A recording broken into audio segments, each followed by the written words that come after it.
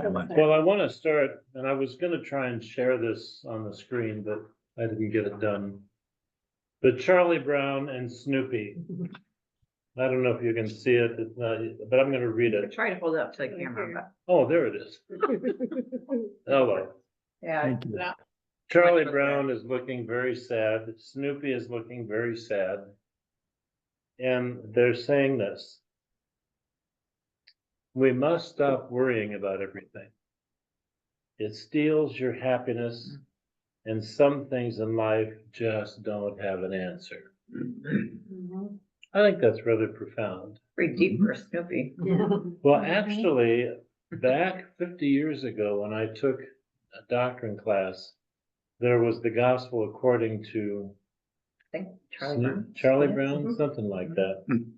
And I always have found them very theological.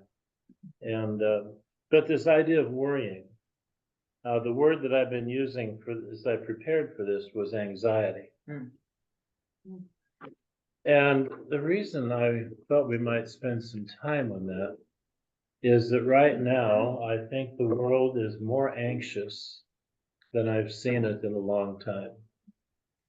And no matter which way you go, after the election, anxiety spiked on both sides. And I know I've been inundated with phone calls for spiritual direction, phone calls from friends that are just extremely anxious. My daughter's a counselor, and she's booking 3 weeks out now, and most of it is dealing with anxiety. So I really feel like the Christian church has a message to give there, but let's just stop for a minute. What do you think? And do I look there or here? Up there Look here. and at us. Yes, and at all of you. What do you think causes anxiety? Okay. Well, for years, when psychology was researching this, they said death was the root cause of most anxiety. Which, well, Approaching the death. fear of death. Okay. The fear of death was a trigger for anxiety, but I lately have come to believe it's control. Not just death, but a sense of losing control. And when we look at our world today, you kind of wonder, is anybody in control? Is anybody in charge here? What was that movie? The inmates are in charge of the asylum. Way back, was that a One Flew Over the Cuckoo's Nest? I think They were in that's charge. They had Nurse Ratchet. Maybe they were trying to take over. Yeah. Well, but this idea of feeling out of control becomes frightening, and so it becomes fear. And I really believe that the Christian faith can speak to anxiety. In Philippians, Paul writes, have no anxiety about anything, but in everything with prayer and supplication, give thanks to God. Now that everything is a word that bothers me. Well, because for one thing, in graduate work, you're never supposed to use that kind of a word, because very seldom is everything. But We want some footnotes of exceptions. yeah. But here with this whole idea of have no anxiety about anything, that's a challenge. And some people are more prone to anxiety than others. But the message that I think the Christian church has to offer in the midst of all this is calm down. Calm down. So this psalm is the one appointed for today. And I thought it might be good to review some basics of what I know we know, but need to be reminded of. And I like your slow down thing, even though I'm a nervous wreck about making a video. You don't have to. Well, I wrote you back and said, I think my head is too full right now, but I may do it. But the one I had in mind was one that he used as a picture this morning. For me, it's very calming to look at a flame and a candle or a fireplace. And just give me a few minutes of that and it's good. But the Psalms also speak to our human condition. And I thought we would spend time, and if you all on screen, is there more than one on screen? No. I think Ken and Marlene are both there. Oh, there you go, okay. We're gonna look at Psalm 25, verses 1 through 10. And we'll read it through together. It's on front and back. And we'll do it just for the sake of fun, antiphonally. So you would be choir one on that side of the table. And Ken and Marlene, you're on that side of the table with Deacon Nina and others. And then we will be choir two, and we'll alternate verses, all right? So, All right, you guys ready? Ready. To you, O Lord, I lift up my soul. oh my God, in you I trust. Do not let me put to shame. Do not let my enemies exult over me. Do not let those who wait for you be put to shame. Let them be ashamed who are wantonly treacherous. Make me to know your praise, O Lord. Teach me your paths. Lead me in your truth and teach me, for you are the God of my salvation. For you I wait all day long. Be mindful of your mercy, O Lord, and of your steadfast love, for they have been from of old. Do not remember the sins of my youth or my transgressions. According to your steadfast love, remember me, for the sake of your goodness, O Lord.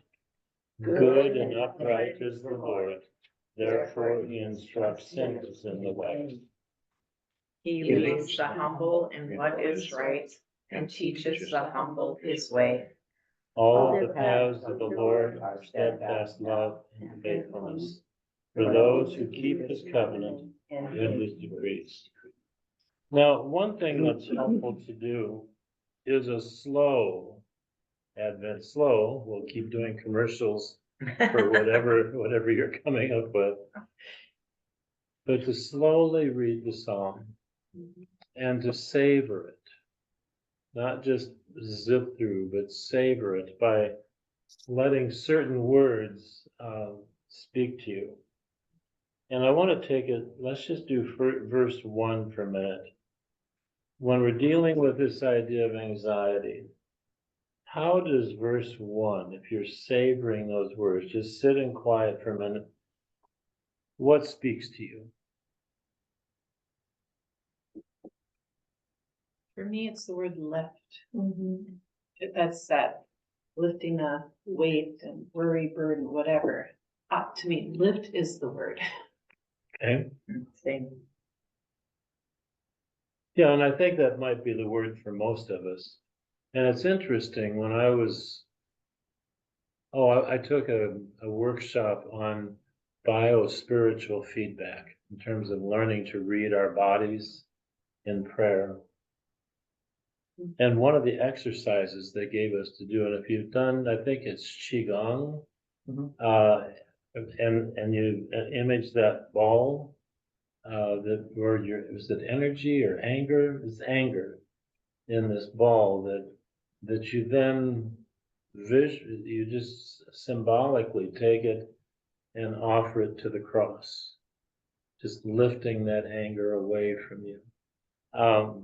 And so it is that lifting up, or the lifting up of our hearts is the evening sacrifice, as evening prayer would say. Or as Paul would say, offer yourselves as a living sacrifice, holy and acceptable to God. What does that do for you when you begin with that image? I mean, in terms of like physical, I kind of go from this to this. And then actually you breathe better. And then when you breathe better, you feel better. Yeah. I mean, there's like like science behind that versus, Yeah. versus, of that opening up, Mhm. lifting up. Sometimes if I'm highly anxious, to start my breathing, the meditational breathing, and I do this lifting up thing. And when I inhale and then exhale, just try that and see how it feels to inhale. Are we supposed to move our hands like that? Yes. Okay. And then exhale. Inhale. Exhale. And again, inhale. Exhale. What begins to happen? Lighter. Sure, sense of lightness, Lightness. and opening, not so much broken. And it's calming. You will find as you do that, your shoulders relax. It's a release of some of the tension that is in us. And so the psalmist invites us to lift up our soul, to visually lift ourselves up into the presence of God. And then I would just stay there for a while. Mhm. We're not used to doing that. But just stay there for a while in that calming presence. I have a visual exercise that I use in spiritual direction. So we're going to try that. To close your eyes and don't snore. So you're going to kind of close your eyes, and I want you to visualize yourself laying at the lake shore, right in the water, just as it meets the shore. It's a warm but not hot day. And the waves are washing over you, but just up to your neck, and it's nice warm water, doesn't splash in your face, and you have that rhythm of the waves coming in and going out, and you can breathe in rhythm with the waves, in and then out, and the water just washing over you. Just savor that for a moment.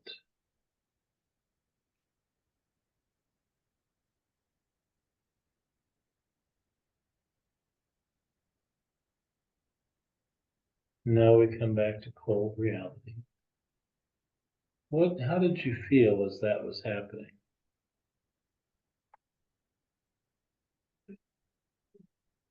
Peaceful. Caress. Yeah. Mhm. I used to use a tape. Remember when we had tapes? I used to use one of those with Taco Bell's Canon in D. But that had the sound of the waves. And I would lay on the floor and just listen to that and release my tension, my anxiety. I'm glad you picked that slow down theme, because right now, I think we need that. And I've got 4 minutes left for everything else I wanted to do. Our theme this week is unhurried. Unhurried. Well, then let's just go to verse 2 for a minute. What words jump out for you in verse 2?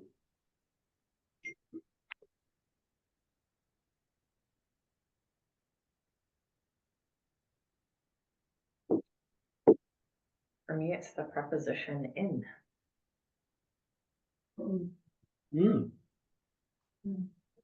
Others. Trust, Trust. the giving up and a releasing, and I don't have to be all, do all. Anybody else have a word? Trust. Okay to have the same one. For me, it's the you, it's the other. taking attention away from oneself, acknowledging, in this case, God, Lord. It's outward focus. I think that, at least we have a slightly different version that we're looking at here, but there's a word is ashamed. And it always feels like, am I falling short? Have I done not enough? What else could I have done? And not measuring, up. So this time of the Well, year. shame is an anxiety producing word too, Yeah. Yeah. don't you think? Oh, yeah. Yeah. Yeah. So a quick story, and if you've heard this before, remember I'm at the age where I repeat myself, so deal with it.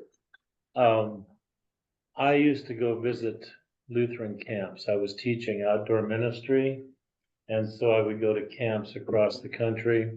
And then I went to the national conference of all the camp staffs. And wouldn't you know, they were doing challenge course as part of their theme. Now, I'm terrified of heights. You want to see anxiety, put me at the edge of a precipice. And they got me up on a platform. It was ground level, but as it went out, it ended up being about 10 feet above the ground. And on the side of this, where it was only about 6 feet off the ground, I was instructed to cross my arms, you know the routine, and fall backwards. And people were going to catch me. Now, I was not as much of a person of substance then as I am now, but I still was not small. So between heights and a fear of them dying when I landed on them, I had to challenge myself to trust and to let go of my fear of height. And I did it. And they did catch me, and they were not young people. But then they had me come to the end of the platform, and I was to squat down and leap off the platform. And I was to try to reach the tree branches. There was no way I could reach them. And fly.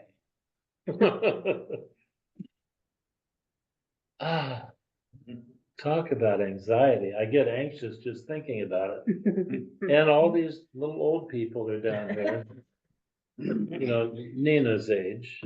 But that, I mean, you're not old, but you're not, 20. I'm not as beefy as I used to be. Yeah.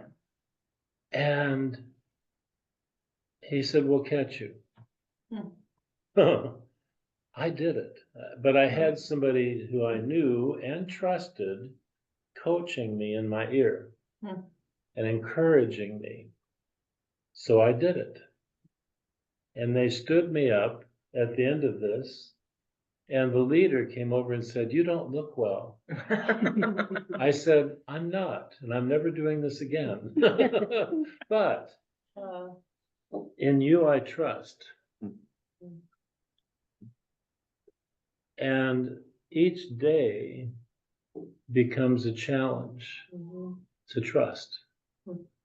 The people I work with on a daily basis, they see a doctor, they're terrified because they don't know what they're going to be told, So as you sit with that verse, where does it leave you? You can go with shame and really, tear yourself down. But you had the word in, and you had the word you. Now combine those two together. Talk to each other about that. They go together. Highly relational. Yeah. It's not, we are inside of God. I mean, to me, it's like, it's not an other, it's a wholeness. Well, let's gospelize what you just said. I'm not in God, but God is in me. God is in me. You and me, I'm okay. You and me, I'm okay. Yeah, God Henry Nouwen writes about how God dwells in our heart. Hmm. I know, I gotta go. So anyway, you can go through this whole psalm deals with those kind of themes. So your homework, since you have nothing else to do, right, Do it slow. is to do this psalm slowly and savor it. And just meditate on each verse. Maybe just take a verse a day. And focus on that word anxiety and see how this psalm speaks to you. And I'm sorry I went 4 minutes over.